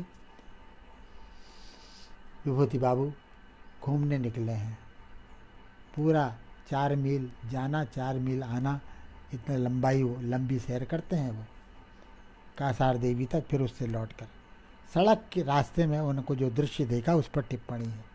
सड़क किनारे 2-3 पधानियाँ बैठी हुई हैं। कमाल है, गांव का हर आदमी तो पधान नहीं हो सकता, फिर हर औरत पधानी कैसे हो जाती है? अधेड़ और पोपली जंगल से बीनी हुई लकड़ियों के गट्ठर बनाकर बांधती हुई अपने ही विषाद में डूबता उतराता मैं लौट रहा था सुबह की अपनी रोज़मर्रा की भटकन से। एकाएक मुझे बड़े जोरों की छींक आ गई, और तभी मेरे कान में पड़ा जी रहा, यानी जीते रहो। मुझे हंसी आ गई, इतने जोर की हंसी कि चलते चलते जाने कितनी दूर निकल गया, पर हंसी रुकने का नाम ही नहीं लेती थी। सचमुच इस तरह पागल की तरह मैं शायद ही कभी हंसा होऊंगा। क्या हो गया था मुझको? क्या वह घटना और वो पधानियों का वह वाक्य इतने हास्यास्पद थे? मैंने पीछे तो मुड़कर नहीं देखा, पर मेरी कानों में उन पधानियों के खिलखिलाने की आवाज़ अभी भी गूंज रही थी। जी रहा कहा था उन्होंने, जीते रहो। मतलब मुंह अंधेरे से इतना भटकने, हाड़ तोड़ मेहनत करने के बाद ये लकड़ियाँ हमने जुटाई हैं। शाम की रोटी का जुगाड़ हमारे घर में तभी होगा जब 3 मील दूर बाजार तक इन्हें ढोने के बाद इनको बेच के कुछ पैसे मिलेंगे, और तुमने ऐन गट्ठर बांधते वक्त हमारे मुंह पर छींक दिया। कोई और जगह नहीं मिली तुम्हें छींकने को? जी रहा यानी जीते रहना, हमारी कीमत पर, हमारे बदले तुम ही जीते रहो। जीने का काम विधाता ने तुम्हें सौंपा है, मरने का हमें। इसलिए जी रहा। मेरी हंसी रुकती ही नहीं थी, कोई कारण नहीं था, फिर भी मैं हंसे जा रहा था। क्या मैं अपनी छींक को उनके अंधविश्वास की बदौलत मिले इस असाधारण महत्व पर हंस रहा था? अंधविश्वास क्या होता है? क्या सचमुच हम में से कोई भी आदमी यह दावा कर सकता है कि वह अंधविश्वास से मुक्त है सर्वथा? मुझे तो लगता है चाहे सच्चा विश्वास हो, चाहे गहरा संशय, डाउट, दोनों ही बहुत कम लोगों को व्यापते हैं। 99% लोग, बड़े पढ़े लिखे समझे जाने वाले लोग भी, वास्तविक विश्वास और वास्तविक संशय दोनों से बहुत नीचे के धरातल पर अपनी समूची ज़िंदगी एक उन्नीदे अभ्यास की तरह, रूटीन की तरह गुजार देते हैं। उन्हें कभी इसका एहसास तक नहीं हो पाता। उनका सारा जीवन, उनके सारे रिश्ते नाते, उनकी सारी सुरक्षा, सारी प्रतिष्ठा, सब कुछ झूठ के सहारे, अंधविश्वासों के सहारे ही टिके हुए हैं।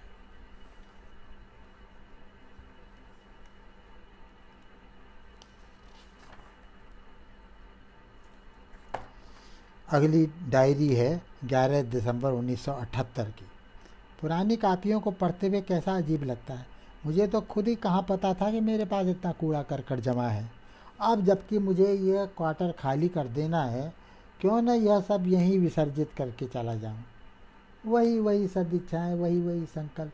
मैं नए शहर और नए मकान में इस फालतू बोझ को लेकर नहीं जाना चाहता। बस एक भर लूँ एक बार और फाड़ता जाऊँ। सचमुच फाड़ फेंकी होंगी विभूति बाबू ने वे सारी कापियाँ, यानी डायरियाँ, क्योंकि सन 72 से पहले की कोई डायरी इस ट्रंक में दिखाई नहीं देती। एकमात्र स्मारक उन दिनों का जो उन्होंने बचा कर रखना जाने क्यों ज़रूरी समझा, वह है फ्रेंच कवि बॉडलेयर की इंटीमेट जर्नल्स का एक उद्धरण। इसमें बॉडलेयर, वह बड़ा कवि, अपने आप से एक संकल्प, एक प्रतिज्ञा कर रहा है। यानी कि विभूति बाबू भी ऐसी ही प्रतिज्ञा, ऐसा ही संकल्प करना चाहते थे और कर रहे थे, बॉडलेयर को अपने आदर्श की तरह, अपने मॉडल की तरह सामने रखते हुए।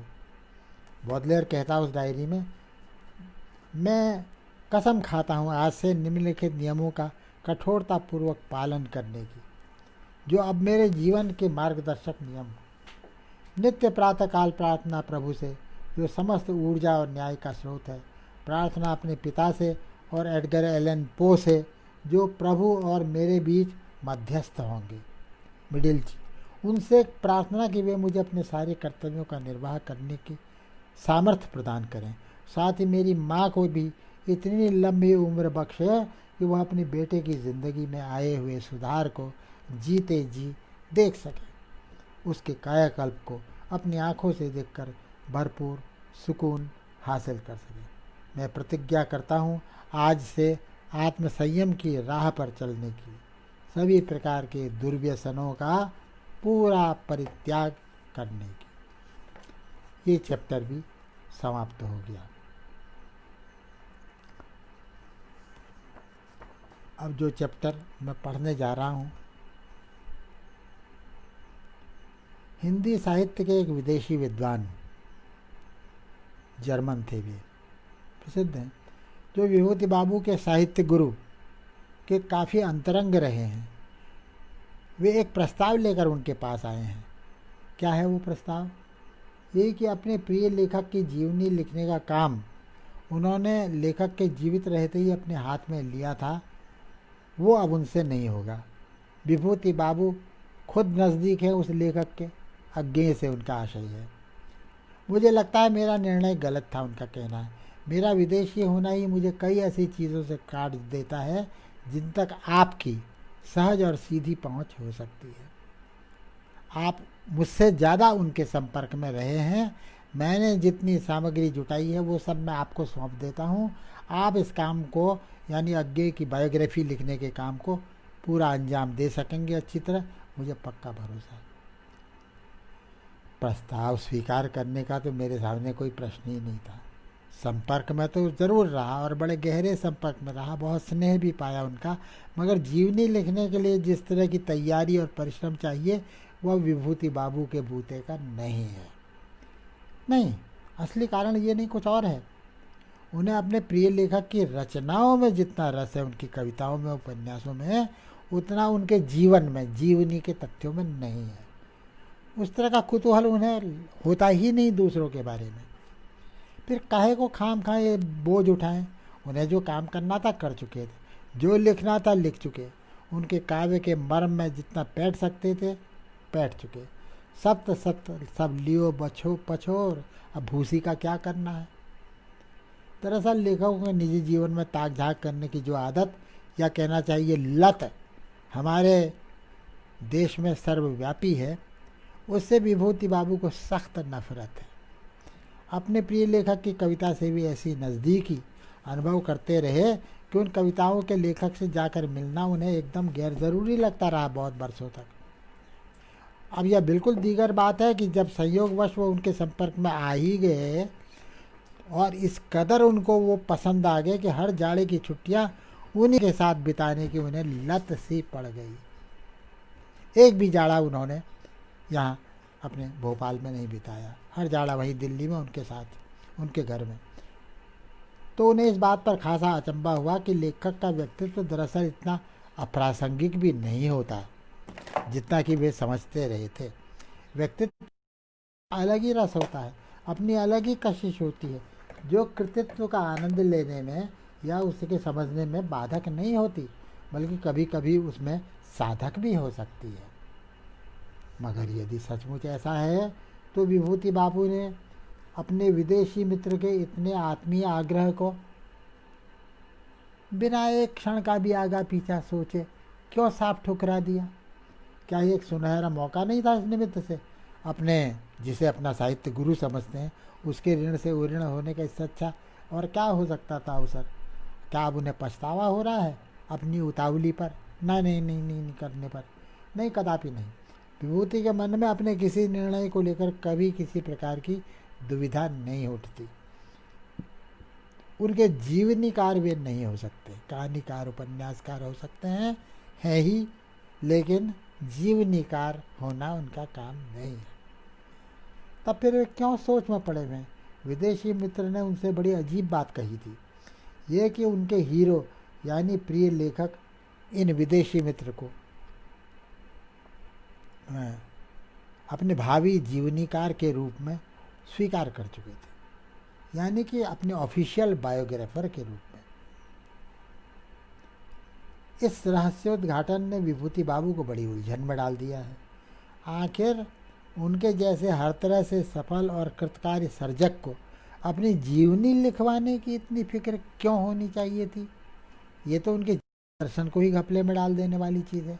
अरे जिस व्यक्तित्व के बोझ से छुटकारा पाने की, जिस अहम नाम की चीज़ को विलीन कर देने की साधना ही आपके सृजन की मूलभूत प्रेरणा रही हो, क्या आत्मकथा या जीवनी लिखवाने की लालसा उसी व्यक्तित्व के मोह में लेथड़ना नहीं? लेकिन अभी हाल उन्होंने क्या टी.एस. एलियट की जीवनी नहीं पढ़ी थी, उनके ऑफिशियल बायोग्राफर की लिखी? रात भर जागते रहे, इतना मज़ा आया उस जीवनी को पढ़ने में। तो कैसे चलती ये कथा कैसे पता चलती उनको? अगर नहीं जीवनीकार का नहीं तो और किसका काम था ये? सचमुच विभूति को पहली बार महसूस हुआ कि अपने इस विदेशी प्रिय कवि के बारे में यह सब जानना कितना ज़रूरी था। तब कैसे कहा जाए कि जीवनी लिखने या पढ़ने में रस लेना एक छिछले किस्म की कुतूहल तृप्ति के अलावा और कुछ नहीं है? कैसे नहीं होता व्यक्तित्व का संबंध कृतित्व से? खुद इस कवि ने ही क्या एक जगह यह कबूल नहीं किया है कि व्यक्तित्व से छुटकारा पाने की तड़प भी उसी में जागती है जिसके पास सचमुच व्यक्तित्व होता है, यानी सचमुच विलक्षण प्राण ऊर्जा, विलक्षण भाव ऊर्जा से भरा हुआ व्यक्तित्व जिसमें हो, उसी को व्यक्तित्व से ऊपर उठने की ज़रूरत महसूस होती। फिर तो एक से एक उदाहरण सामने आते गए जिन्होंने विभूति की उलझन भरी गांठ और भी ज़्यादा कस दी। लेखक को आत्मकथा जैसा कुछ भी नहीं लिखना चाहिए, ये कब से गले लगाया हुआ सिद्धांत विभूति बाबू को खतरे में पड़ता दिखा जब उन्हें टैगोर, टॉल्स्टॉय और ग्योएटे जैसे नमूने एक के बाद एक ताबड़तोड़ याद आने लगे। टैगोर ने अपने बाल्यकाल का जो अद्भुत चित्र खींचा है वह क्या उनके काव्य को भी आलोकित नहीं करता? टॉल्स्टॉय को क्यों ज़रूरत पड़ी अपने जीवन के आरंभिक पृष्ठ इतने विस्तार से बताने की, इतने ब्यौरों में? ग्योएटे जैसे धीर गंभीर महान साहित्यकार को क्यों अलग से अपने युवा जीवन का दस्तावेज खुद पेश करके जाने की लाचारी पेश हुई? 80 बरस का बूढ़ा ग्योएटे क्यों एकरमान जैसे कुतूहली पीछे पड़ जाने वाले नवयुवक के साथ रोज़ घंटों बर्बाद करता है? यदि रचना का सच काफ़ी है तो ये सब क्यों? सचमुच पहली बार विभूति के मन में अपने हीरो के प्रति एक विचित्र सी करुणा और सहानुभूति उमड़ पड़ी। आखिर तुम्हारा हीरो लेखक ही तो था, और लेखक अपने संवेगों के बूते ही तो लेखक बनता है। कोई योगी तो वह था नहीं, फकीर तो था नहीं, तो एक लेखक से उस तरह की अनासक्त फकीरों जैसी अनासक्ति की अपेक्षा करना क्या अन्याय नहीं है? वह भी आज के ज़माने में, जबकि गलत समझे जाने की गुंजाइश पहले की तुलना में कई गुना बढ़ गई है। आपके दोस्त ही आपके दुश्मन निकल आते हैं। ज्ञान ही ज्ञान का जहाँ सबसे बड़ा दुश्मन बन चुका हो, वहाँ डॉक्यूमेंट्री के सिवा और रह ही क्या जाता है टिकने को, भरोसा करने को? ऐसे में लेखक की यह चाहना क्यों गलत है? उसके जीवन का खाता सही सही और पूरा पूरा लोगों के सामने आए। अरे पहले के ज़माने में सत्य के इतने दावेदार थे कहाँ? पहले कहाँ इस तरह आदमी की हर हरकत संदेह के घेरे में थी। अब कौन किसका भरोसा करता है? ऐसे में सृजन के मर्म की भी रक्षा कैसे होगी जब सारे लोग उसके गर्भगृह पर ही घात लगाए बैठे हों? पात्र आज कौन देखता है? इस लोकतंत्र के युग में किसी को अनाधिकारी कहने की जुर्रत भी कोई कैसे करेगा? सभी जिन्होंने कलम पकड़ना सीख लिया है, कैमरा खटकाना सीख लिया है, या कहीं से कोई डिप्लोमा कबाड़ लिया है, सभी रचना और रचनाकार की ऐसी तैसी करने के लिए अधिकारी बन गए हैं। ऐसे में एक लेखक से योगियों जैसी अनासक्ति की मांग करना क्या मतलब है? और फिर क्या कभी विभूति के मन में यह लालसा नहीं जागती कि काश हमारे यहाँ का भी कोई संत अपने कन्फेशंस लिख के धर जाता, जैसे कि सेंट ऑगस्टीन लिख गया। एक से एक योगी, महायोगी अपने यहाँ हर ज़माने में हर साल उपजते रहे हैं, इस गिरे पड़े ज़माने में भी। तभी ना अपने यहाँ के बुद्धिजीवी इतने कूड़ मगज और नकलची होते हैं। क्यों? क्योंकि 2-4 गुरु भाइयों को छोड़कर उनके बारे में कोई नहीं जानता, कुछ पता नहीं उनको, तो बेचारे कहाँ जाए, क्या खाएं? अगला प्रसंग इस डायरी का। हैमलेट को मरता देखकर ज्यों ही उसका अभिन्न मित्र होरेशियो अपनी छाती में कटार भौंकने को होता है, त्यों ही हैमलेट उसे मना कर देता है। नहीं मेरे प्यारे, मेरी दोस्ती की खातिर तुम अभी तक इस सुख से, यानी अपने को नष्ट करने के सुख से, मृत्यु के सुख से खुद को वंचित ही रहने दो। तभी तो तुम इस हृदयहीन संसार में कुछ दिन और अपनी सांस घसीटते रहो, ताकि लोगों को मेरी कहानी, हैमलेट की कहानी ठीक से सुना सको। Absent thee from felicity a while, and in this dark world draw thy breath in pain to tell my story। तो फिर विभूति बाबू ने ही क्या बिगाड़ा है? और उनके पास कोई होरेशियो नहीं है, ये उनका दुर्भाग्य है, लेकिन तो खुद ही लिख दें कुछ तो किसी तरह से। हैमलेट का ये अपने मन को समझा रहे हैं विभूति बाबू। हैमलेट का जिक्र छिड़ा तो उसी पर से विभूति को बोरखेस का शेक्सपियर याद आ गया। मात्र एक पैराग्राफ में शेक्सपियर नाम की विभूति का अर्क निचोड़ के रख दिया इस महान प्रतिभाशाली लेखक ने। आप ही बताइए, शेक्सपियर से ज़्यादा इम्पर्सनल, निर्वैयक्तिक लेखक कोई हुआ है दुनिया में आज तक? मगर इस बोरखेस नाम के अर्जेंटीनी लेखक ने कुछ ही वाक्यों में ऐसे निर्वैयक्तिक लेखक शेक्सपियर की भी जीवनी का सत्य निकाल के रख दिया है। बहुत पहले कभी पढ़ा था मैंने, ठीक से याद नहीं है, और न वह किताब ही सामने है, मगर काफ़ी कुछ थोड़ा अपनी मेमोरी का सहारा लेता हूँ। He was everyone and no one, Borges लिखता है शेक्सपियर के बारे में। He was everyone and no one, इसी वाक्य से शुरू होती थी बोरखेस ने जो लिखा है। वह हर कोई था या फिर कोई भी नहीं। जिंदगी भर जूझता तड़पता रहा वह यह जानने को कि वह आखिर कौन है, क्या है। इसी तड़फड़ाहट में उसने हैमलेट को रचा, ओथेलो को रचा, मैकबेथ और किंग लियर को सिरजा। सैकड़ों चरित्रों के आईनों में उसने अपना चेहरा तलाशने की कोशिश की, किंतु उसके हाथ कुछ नहीं लगा। फिर उसने आखिरकार जादूगर प्रॉस्पेरो के रूप में अपनी ही भूमिका से निर्वासित प्रॉस्पेरो के रूप में एक और प्रतिरूप गढ़ा और उसके जरिए अपना सारा इंद्रजाल एक बारगी समेट लिया। अगर कोई सबसे निकट लगता है शेक्सपियर के इतनी बड़ी सृष्टि में, थोड़ा निकट लगता है तो प्रॉस्पेरो को लगता है उसने आत्मदान किया है। कहते हैं शेक्सपियर ने चोला छोड़ते ही गुहार मचाई, ऐ सारे जहाँ के मालिक अब तो मेरी तरफ देख, अब तो मैं कुछ नहीं और सब कुछ के बीच में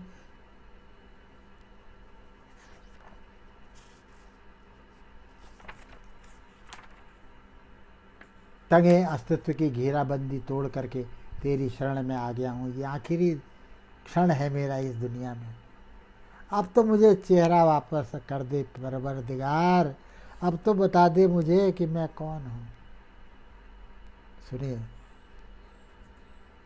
तब आसमान में सहसा बड़े जोरों की बिजली कड़की और उसके साथ ही आकाशवाणी हुई, मेरे प्यारे शेक्सपियर, मैं तुझे कैसे बताऊं, क्या बताऊं, जब मैं खुद ही नहीं जानता कि मैं कौन हूं। परमेश्वर कह रहे हैं ये, मैं तो खुद ही जाने, तुम्हारा तथाकथित ईश्वर, मैं तो खुद ही जाने किस अनादिकाल से कुछ होने की, कोई होने के सपने देखता चला आ रहा हूँ और उसी कोशिश में मैकबेथ, ओथेलो यानी कितने चरित्र गढ़ता, कोई तो होगा। इतने सपने मैं गढ़ता हूँ और मेरे प्यारे शेक्सपियर, मेरे उन्हीं सपनों में से एक सपना तू भी था। ये डायरी खत्म होती है यहीं। अब ये जो मैंने नाम दिया था अपने इस व्याख्यान को, आप कहीं नहीं रहते विभूति बाबू। ठीक है, उन्होंने कहा कि कितना भी समय ले सकते हैं। आप कहीं नहीं रहते विभूति बाबू इस अध्याय का शीर्षक है।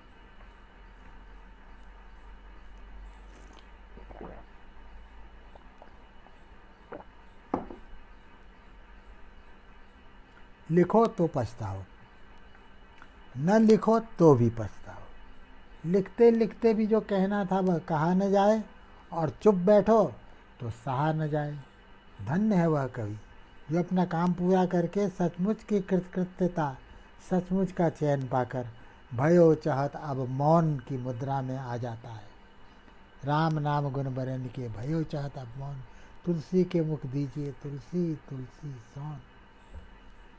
अपने ऐसे भाग कहाँ। विभूति बाबू जानते हैं यह संस्कृति रोग ही है जो उन्हें लगा, पर उसे भगाने वाली जड़ी संस्कृति रोग सजीवन मूरी कहाँ से लाएं, कहाँ से पाएं, ये उनके बस की बात नहीं है। पर किसी के भी बस की बात रह गई है क्या अब?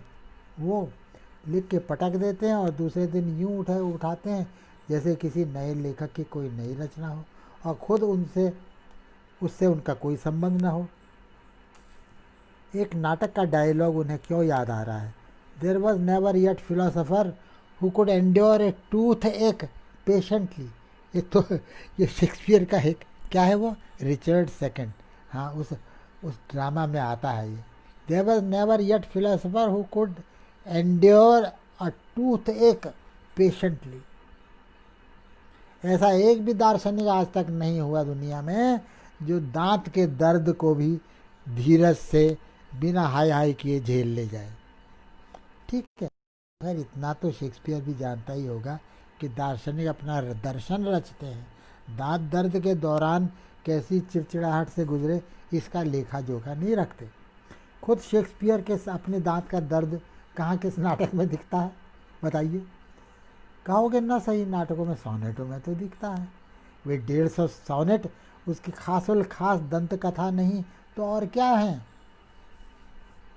यही है वह चाबी, एक नामी लेखक का कहना है उन सब के बारे में, जिससे शेक्सपियर ने अपने दिल का ताला खोला है ताकि दुनिया देख ले उस पर कैसी क्या गुजरी।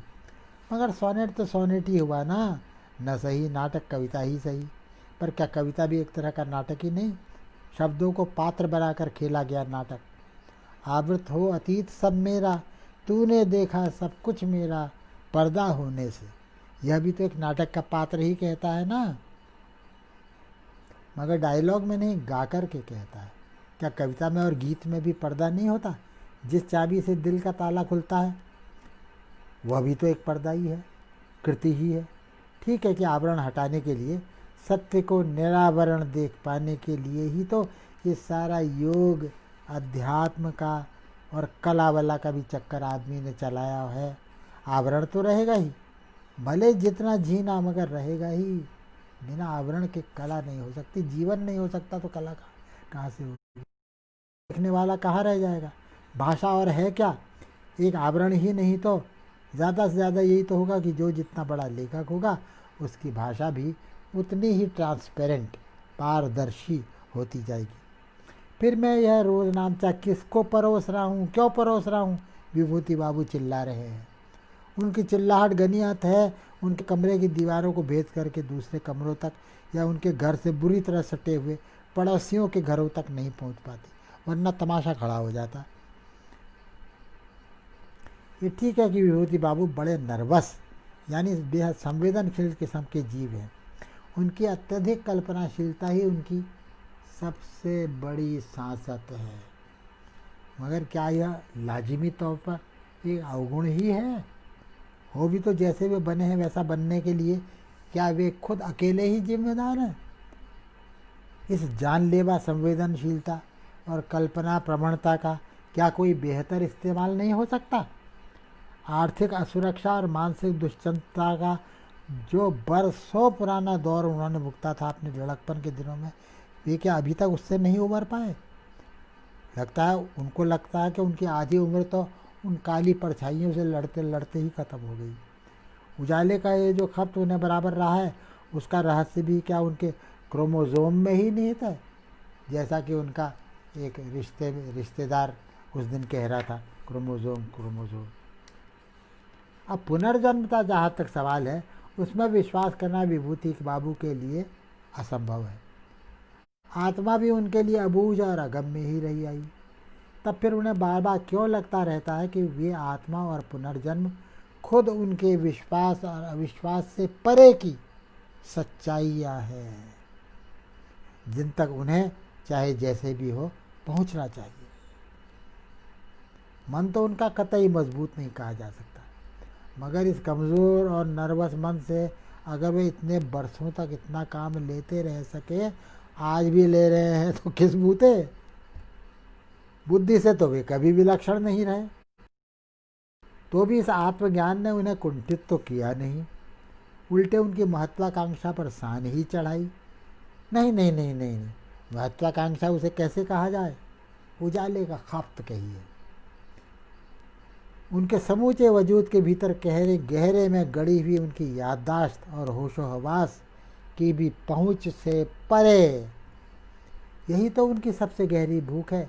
क्या ऐसी अतलांत भूख, ऐसी महावासना कुल जमा एक जन्म में मिटाई जा सकती है? नहीं मिटाई जा सकती। तो क्या इसीलिए वे पुनर्जन्म में इधर कुछ ज़्यादा ही दिलचस्पी दिखाई दे लगे?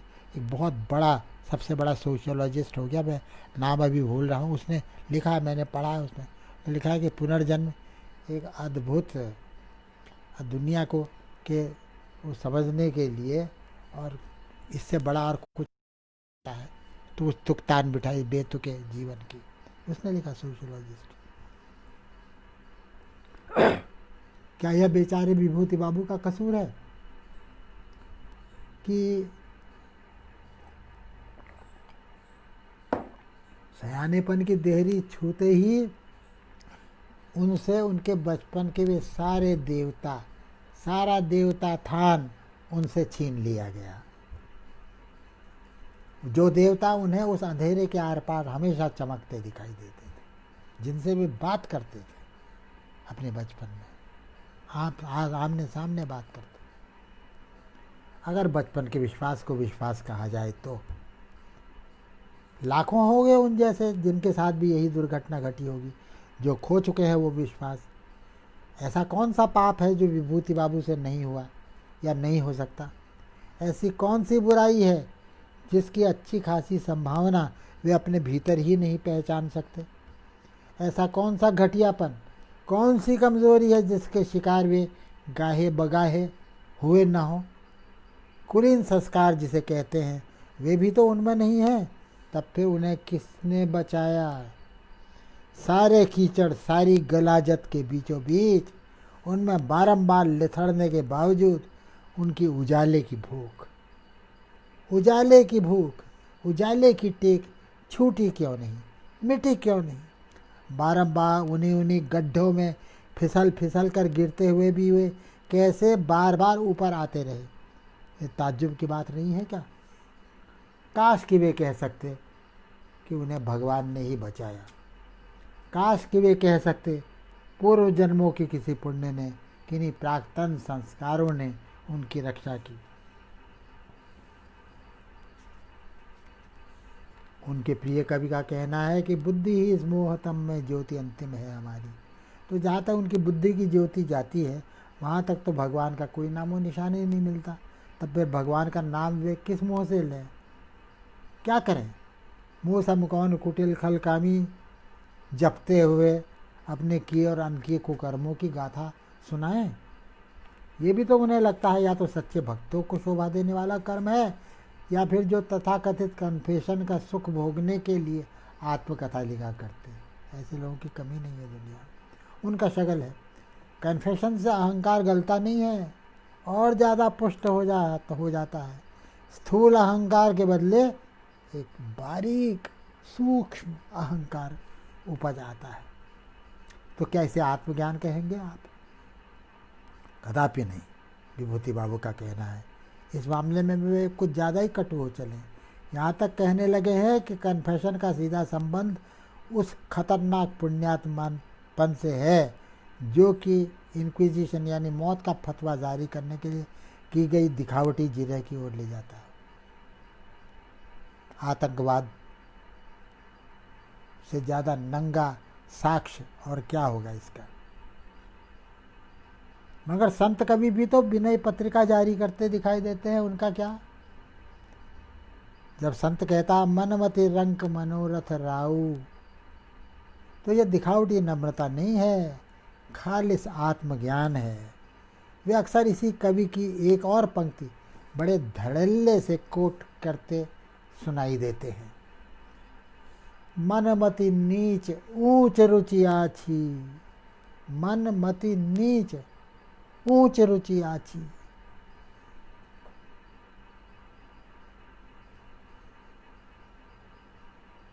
चाहिए अमीय जग जुरई न छाछी।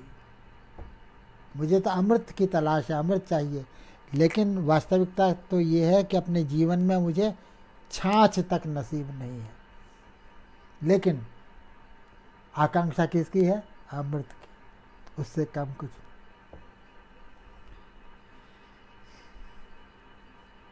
हो सकता है इस पंक्ति में तुलसीदास की आत्मकथा बोल रही हो, लेकिन आत्मकथा जो कुछ भी होती हो, कन्फेशन नहीं होती। बिल्कुल अलग दुनिया है वो। हमारे धार्मिकता में भी कन्फेशन का कोई मूल्य, कोई खास कोई मूल्य नहीं है, दूसरे उसमें होगा। कहाँ से पैदा हो गए वे मनोरथ? कहते हैं ना विभूति बाबू कि मनोरथा का कंगाल में कभी नहीं रहा, हमेशा ऊंच रुचि के ही ऊंचे सपने देखता आया जीवन भर में। कहाँ से पैदा हो गए मगर ये ऊंचे मनोरथ? कहाँ से? आजकल पता नहीं क्यों विभूति बाबू को अपने परिचित एक संस्कृत के पंडित जी की कही बात अक्सर याद आती है। एक बार उन पंडित जी से के कहने पर, अरे मैं तो आपके जन्म स्थान के निकट 8 बरस रह चुका हूँ। पंडित जी बड़े रहस्यमय ढंग से मुस्कुराए बोले, विभूति बाबू आप कहीं नहीं रहते, आप सिर्फ अपने में रहते हैं। हो सकता है उपन्यास का शीर्षक रखने की मुझे इसी याद से सूझी हो। यूं ही बोल दिया गया वह जुमला विभूतिया बाबू की खोपड़ी पर ऐसा चढ़ा कि आज तक उनके भीतर घुमड़ता रहता है। जिसकी था वे अभी तक नहीं पा सके, ऐसा गहरा अभिप्राय उनको इसमें दिखाई दिया, सुनाई दिया। कदाचित उस जुमले का बोलने वाला खुद नहीं जानता था कि वो कितनी गहरी बात कह गया है। मित्रों, अब मैं आखिरी एक अध्याय का हिस्सा पढ़ करके ख़त्म कर, वो यूँ तो 2 अध्याय हैं लेकिन काफ़ी देर हो चुकी है। मैं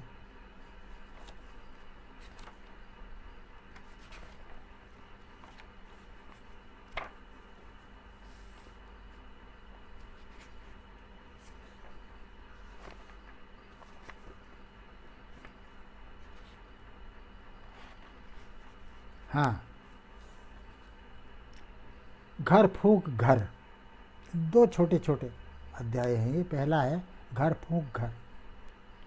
यह मुझे क्या हो गया है, जब भी कोई अच्छा मेरे साथ घटता है या घटने वाला होता है, मैं भीतर ही भीतर डर क्यों जाता हूँ, जबकि मेरी हंसी का रंग मेरी रुलाई के रंग से इस कदर एक जान हो चुका है कि कभी कभी मैं खुद ही नहीं समझ पाता मैं इतना लगातार, इतना अकारण अनर्गल क्यों हंसे जा रहा हूँ। और जब मैं ही नहीं समझ पाता तो साथ के लोग क्या समझेंगे और क्या सोचेंगे। दरअसल मेरा जो सबसे जिद्दी अड़ियल सपना था वह आज सच में बदलने जा रहा है, बदल चुका है।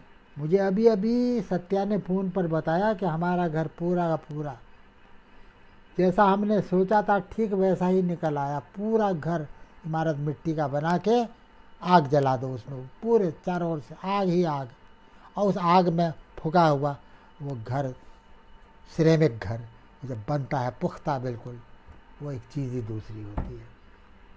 घर फूंक घर, 100% प्रयोग सफल हो गया है। बाहर से भीतर से चकाचक, तपन भी निकल गई। अब तो परख भी सकते हो, जा सकते हो, पास में छू सकते हो उस घर को। मनीषा आएगी अभी हम दोनों को वहाँ लेवा ले जाने के लिए। कल से बिजली और पानी की नल की फिटिंग भी शुरू हो जाएगी।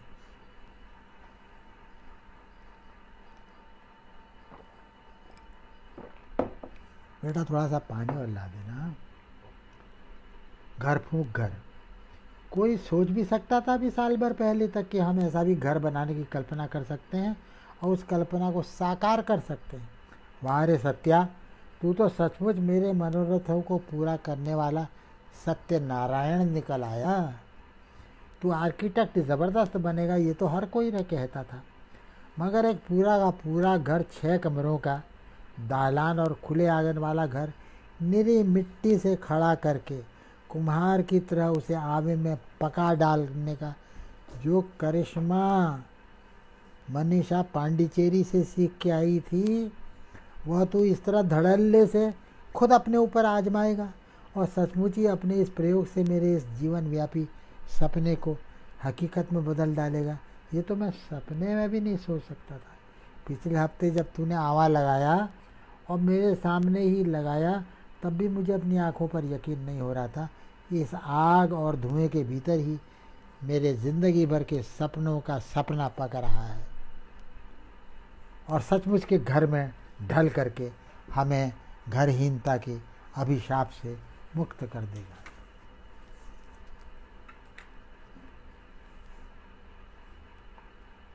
वह 19वीं सदी के नवंबर माह का ही तो कोई दिन था सत्या, दिन भी नहीं रात, वह भी दीपावली की रात, जब पहाड़ में हमारे पुरखों का बनाया तिमंजिला घर स्वाहा हो गया था। उस भीषण अग्निकांड में जिसने एक पूरे मोहल्ले को अपनी चपेट में ले लिया था। बाकी सब ने तो अपने अपने मकान फिर से खड़े कर लिए, मगर तेरे परदादा के परदादा नहीं कर पाए। वही क्यों 5 पीढ़ियाँ गुजर गई, वह घर अपनी राख से फिर उठ खड़ा हो, इसकी नौबत ही नहीं आई। मैं उनका वंशज 5वीं पीढ़ी का और तू 6ठी पीढ़ी का। तूने सबको तार दिया। हाँ सत्या, तूने मैं तो सपना देखते देखते ही बिला जाता। हालांकि अपने उन पुरखों से तो फिर भी कुछ ज़्यादा ही कर्मठ कहलाऊंगा, जिन्होंने सपना देखना भी कब का बंद कर दिया और अपने ही नगर में, अपने ही घर में बाहरी लोगों की तरह, प्रवासियों की तरह रहते आ रहे थे। मानो अपना खुद का घर होना उनकी जीने की ज़रूरतों में शामिल हो ही नहीं। मैंने कम से कम एक सपना तो देखा घर का पूरा, जिसे मैंने नहीं भले ही तूने ही किया। मेरे मनोरथ ने और तेरी सूझबूझ ने आज उस असंभव को संभव करके दिखा दिया। अपने बेघर पुरखों को उनका घर वापस लौटाना किस तपस्या से कम है सत्या। और वह उन्हीं अग्नि देवता के हाथों जिन्होंने आज से कोई 100 वर्ष का घर छीना था। इससे क्या फ़र्क पड़ता है सत्या कि हमारे पुरखों का घर पहाड़ में था और अब ये घर जो तूने बनाया है वह पहाड़ से सैकड़ों मील दूर इस प्रयाग में, इलाहाबाद में है। तू तो जानता ही है सत्या कि हमारे पुरखे कोई सदा से पहाड़ के तो थे नहीं। वे तो 14वीं या 15वीं पता नहीं किस सदी में गुजरात या राजस्थान के किसी प्रदेश से पलायन करके पहाड़ पहुँचे होंगे। हम लोगों के निर्वासन विस्थापन की कहानी कोई 1 सदी की तो है नहीं, तो भी हुए तो हम पक्के पूरे कुमाऊनी ही ना। अब जैसे तू बम्बई में जन्मा, बुंदेलखंड में बड़ा हुआ, गुजरात में आर्किटेक्ट बना और मैं इलाहाबाद में काम संभालने वाला हुआ, और इलाहाबाद में तू काम संभालने वाला हुआ, तो तू अपने को कहाँ का बताएगा? इलाहाबादी ही बताएगा ना। कौन जानता है तुझे अभी किस किस घाट का पानी पीना है। तूने इतना सस्ते में खड़ा कर डाला, इतना बड़ा मकान, सोचा भी नहीं था उससे कहीं ज़्यादा बचत हो गई है। इतनी बचत कि हम भीमताल या भुवाली में कोई बना बनाया छोटा सा कॉटेज खरीद सकें। तू कहेगा अरे खाए को बखेड़े में पड़ता है, बंद हो गया तुम्हारा घर, रहो इसी में ठाठ से। नहीं सत्या, पहाड़ अपने से नहीं छूटेगा, नहीं छूटेगा। वहाँ भी मेरी ज़िंदगी भर की कमाई का कुछ हिस्सा लगना चाहिए कि नहीं, तभी न पुरखों की आत्मा को शांति मिलेगी। मैंने तुझसे ये कब कहा कि ऐसा ही घर फूंक घर तू वहाँ बना दे मेरे लिए अल्मोड़ा में। मुझे पता है वह असंभव है, मैं बहक रहा हूँ, मुझे मालूम है, मुझे बहकने दे। ऐसा मुहूर्त बार बार नहीं आता। सन 1899 के उस अग्निकांड हुआ, तेरे दादा के परदादा की उम्र क्या रही होगी? शायद उतनी ही जितनी तेरी। तभी से हम विस्थापित हैं। मैं जब बच्चा था तभी से सपना देखता था, कस्बे की सबसे खूबसूरत, सबसे ऊंची पहाड़ी पर खुले में एक बढ़िया बंगला बनाएगा मेरा, जिसके चारों ओर फलदार पेड़ होंगे, आड़ू, खुबानी और नींबू नारंगी के। बंगले के पीछे किचन गार्डन होगा, जिसमें हम जी भर के पहाड़ी पालक, पहाड़ी गोभी, पहाड़ी करेले और पहाड़ी ककड़ी उगाएंगे। खुले आंगन में के चारों ओर सबके लिए अलग अलग कमरे होंगे। एक कमरा अलग होगा मेहमानों के लिए। देर आए दुरुस्त आए, अभी तो मैं उन्हें तुम्हारे बनाई आग में पके घर में ही बुला रहा हूँ। वे आएंगे ज़रूर। पेट क्या कहते हैं उसको, घर प्रवेश, गृह प्रवेश के दिन तुम्हें आशीर्वाद देने के लिए आ रहे हैं वो लोग। कौन यकीन करेगा ये 6 कमरों वाला घर हमने कुल 6 लाख रुपए में बना लिया। एक एक ईंट इसकी तुमने और मनीषा ने अपने हाथों से बनाई।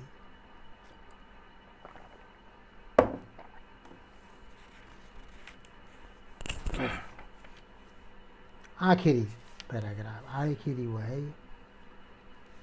हार्डनेस नहीं तो हीलिंग भी नहीं, डॉक्टर बोरगांव ने कहा था। तब से महीना भर गुजर गया, मेरा घाव कभी का भर चुका। जिस हीलिंग के बारे में डॉक्टर साहब ने यह बात कही थी, वह हीलिंग भी कब की हो चुकी। फिर भी उनकी बात नहीं भी थी, मानो वह गूढ़ मंत्र हो। सच में आधी उम्र तो मेरी अपने भीतर कुंडली मारकर बैठे हुए डर की परछाइयों से ही गुजरते गुजरते बीत गए, जूझते जूझते बीत गए। जिसे सेल्फ मेड कहा जाता है, उसकी क्या विडंबना होती है कोई मुझसे पूछे। सेल्फ मेड आदमी हमेशा अपने सेल्फ से ही गिरा रहता है, वह कुछ भी मानकर नहीं चल सकता। उसके सेल्फ की नींव बड़ी कच्ची होती है। वह नींव डलती है बचपन में, माँ बाप दोनों की उपस्थिति के रचे बसे घर से, खुद उनकी दृढ़ता और कोमलता के प्रत्यक्ष उदाहरणों में। जो बच्चा होश संभालने के दिन से ही एक और अपने माता पिता के प्यार और भरोसे का एकमात्र अवलंब रहा हो, और दूसरी ओर उनकी बेबसी और निरीहता का रात दिन का साक्षी रहा हो, जिसने उन्हें दिन रात खटते रहने के बावजूद निरंतर अपमानित ही होते देखा हो, उसे आत्मविश्वास कैसे और कहाँ से मिलेगा। जिस चीज़ की ज़रूरत उसके जन्मदाता को ही महसूस नहीं हुई, एक चौकस और पुख्ता अहंकार की, अहम की, दुनिया से लड़ भिड़ कर दुनिया में अपने लिए अपने लायक जगह बनाने वाले आत्मविश्वास की, वह उनमें कैसे आ जाएगी। ऐसा बच्चा आगे अपनी ज़िंदगी में कुछ भी कर ले, उसका आत्मबिंब गहरे में वही का वही रहेगा, वही आरक्षित भीत दुश्चिंताओं से घिरे बालक का, जिसके लिए कभी कहीं भी कुछ नहीं बदलता, साल दर साल परिस्थितियाँ वही रही आती है। हार्डनेस नहीं तो हीलिंग भी नहीं। यह हार्डनेस और यह हीलिंग तभी आएगी, सच्चे विश्वास और आत्मसम्मान का अधिकारी यह विभूति नामधारी जीव तभी बन सकता है जब वह अपने जीवन की इस पहेली को सचमुच बूझ ले, सचमुच एक बार की हल कर ले, उसके अधेरे मर्म को एक बार की खुले उजाले में खींच ला सके। तभी वह अपनी इस फालतू और बंजर स्वचेतना से उबर सकेगा, अपनी नियति का साक्षात्कार कर सकेगा। मुझे नहीं लगता मैंने वैसा कुछ किया है। जन्म लेने की छटपटाहट ज़रूर है, उस छटपटाहट की गवाही भी दर्ज होती रही है शायद, पर जन्म ले सका हूँ ये मैं दावे के साथ बिल्कुल नहीं कह सकता। तो क्या विभूति बाबू के लिए अब इसी जन्म में नए जन्म की कोई संभावना नहीं रही? सारी संभावनाओं के द्वार बंद हो चुके।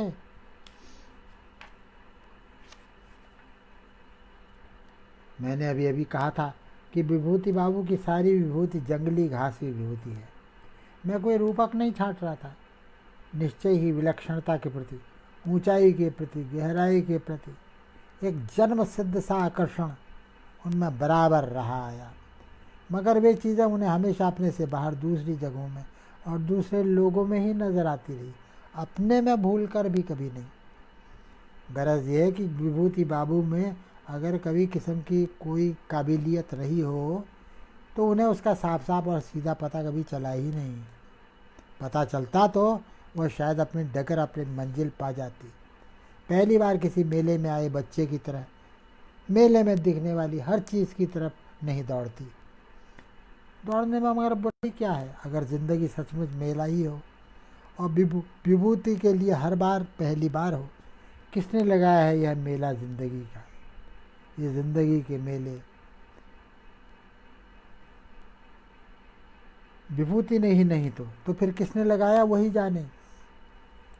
लपकता भी दरअसल कौन है अगर वही नहीं तो किसका और यह मेला है, किसका यह खेला है? जिसका यह मेला है, जिसका यह खेला है। हर बार पहली बार और किसके लिए? उत्तरायणी का मेला, पहाड़ पर पहाड़ लांघते, एक पहाड़ के पीछे से सूरज उगाते और दूसरे पहाड़ के पीछे उसी सूरज को गिराते विभूति बाबू के बाबू पिता। थक तो नहीं गया विभूति? वो देख, वो रहा बागेश्वर, बस अब उतार ही उतार है बेटा। सरयू, गोमती, संगम, बागनाथ, मिर्तोला, दारुकावन, जागनाथ, ननिहाल यानी हल्द्वानी का पेट पड़ाव। अब भी बस से यात्रा करते हुए कहीं भी अचानक किसी छोटे से कस्बे या गांव की हाट में चूड़ियाँ, रंग बिरंगे रिबन, सब्जियों के बीच वही बचपन का पेट पड़ाव झलक जाता है। ताज़ा गुड़ की भेलियाँ एक के ऊपर एक, मोटे रसीले तने और लंबी हरी पत्तियों का मुकुट पहने गन्नों की पात। मामा जी बार बार पीछे मुड़कर पुकार रहे हैं, विभो विभो। चना, लाई, शकरकंदी, इमली, अमरूद, कटहल पर बारी बारी से ठिठकता विभू बार बार पीछे छूट जाता। विभू, क्या अभी भी पेट पड़ाव में मंगलवार के दिन पेट लगती होगी इसी तरह? क्या गाना था वह जिसे हारमोनियम पर पहली बार बजाया था?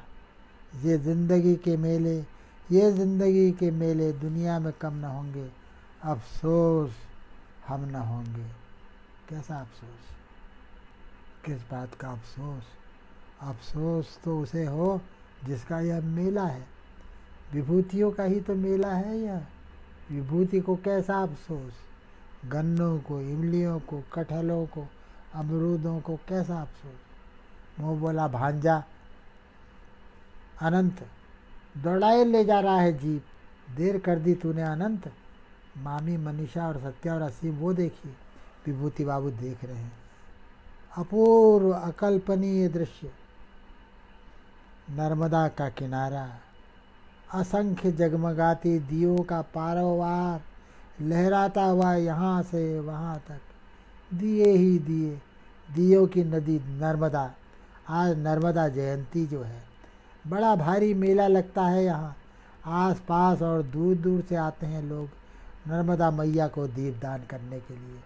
आज गंगा जी अपनी बड़ी बहन नर्मदा से मिलने आई है। जय नर्मदा मैया की। ढोलक मजीरा बजाते कीर्तनियों का एक दल, फिर दूसरा, फिर तीसरा, प्रकाश के दोने लिए मामा मामी मनीषा सत्या घाट की सीढ़ियाँ उतर रहे हैं। नर्मदा का स्पर्श पाते ही निकल पड़े हैं उनके दिए अनंत की यात्रा पर। विभूति बाबू का दिया ठिठक क्यों गया है? टेढ़ा हो गया है दोना शायद। लो सीधा कर दिया है उसे मनीषा ने, और अब वह भी उसी कतार में नाचता हुआ भाग रहा है। जानकी और मनीषा और सत्या और असीम के चढ़ाए हुए दियों के पीछे पीछे। उधर उस घाट से एक बड़ा भारी दियों का रेला इधर ही चला आ रहा है। किनारे के पास आते ही फिर से हटता हुआ अब वह तेजी से उधर ही बढ़ा जा रहा है जिधर विभूति, जानकी, मनीषा, सत्या, असीम के दिए जा रहे हैं। दूर दूर दूर वहाँ असंख्य जगमगाते दियों में मिल गए हैं उनके चढ़ाए हुए दिए। धन्यवाद मित्रों, आपके धैर्य की काफ़ी परीक्षा हो गई है। यहीं पर उपन्यास का पाठ समाप्त होता है। धन्यवाद आप सबको बहुत बहुत सुनने के लिए यार, और अर्पण कुमार जी को और सारे श्रोताओं को भी धन्यवाद।